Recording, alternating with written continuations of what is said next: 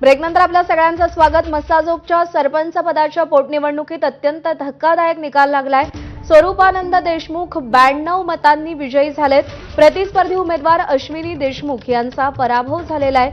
अश्विनी देशमुख या संतोष देशमुख यांच्या पत्नी आहेत, तर प्रतिस्पर्धी उमेदवार अश्विनी देशमुख यांचा पराभव झाला आणि स्वरूपानंद देशमुख हे विजयी झालेले आहेत। या निवडणुकीमध्ये ही पोटनिवडणूक बिनविरोध करण्याचा देशमुख कुटुंबियांचा प्रयत्न होता, कारण संतोष देशमुख यांच्या निधनानंतर लागलेली ही पोटनिवडणूक होती, त्यांच्या हत्येनंतर होणारी ही पोटनिवडणूक होती आणि त्यामुळे या पोटनिवडणुकीकडे सगळ्यांचंच लक्ष लागलेलं होतं।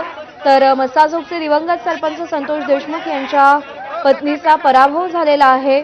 अश्विनी देशमुख यांचा पराभव झालेला आहे। स्वानंद पाटील आपले प्रतिनिधी आपल्याला अधिक अपडेट देतील। स्वानंद, अत्यंत धक्कादायक असा हा निकाल आहे। अश्विनी देशमुख यांचा पराभव झाला आणि स्वरूपानंद विजयी झाले। नक्कीच प्रज्ञा, आपण बघितलं तर संपूर्ण राज्याचं लक्ष मस्साजोगच्या सरपंच पदाच्या पोटनिवडणुकीकडे लागलं होतं।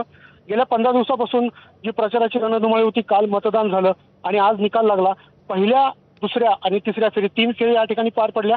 पहिल्या फेरीत आणि तिसऱ्या फेरीत स्वरूपानंद देशमुख पुढे राहिले, त्यामुळे त्यांचा 92 मतांनी विजय झालेला आहे। मागच्या निवडणुकीमध्ये 9 मतांनी पराभूत झालेले स्वरूपानंद देशमुख हे आता मस्साजोगचे नवीन सरपंच असणार आहेत आणि आता त्यांनी आज विजयी जल्लोष देखील या ठिकाणी केलेला आहे। प्रज्ञा, स्वानंद, धन्यवाद दिलेल्या माहितीसाठी।